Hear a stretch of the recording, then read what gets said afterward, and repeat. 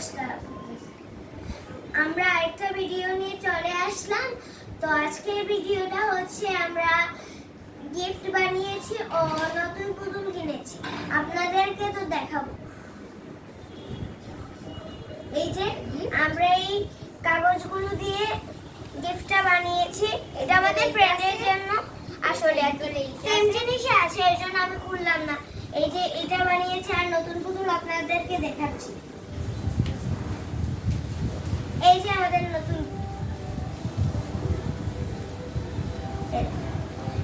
এই দেখেন এটা ফ্যামিলি, আর ফ্যামিলি, হ্যাঁ ফ্যামিলি। এটা এই যে এটা মেয়ে পুতুল, এটা একটা কিউট বেবি দিছে। তো এটা হাজবেন্ড। এই তিনটা এইগুলো হচ্ছে ফ্যামিলি,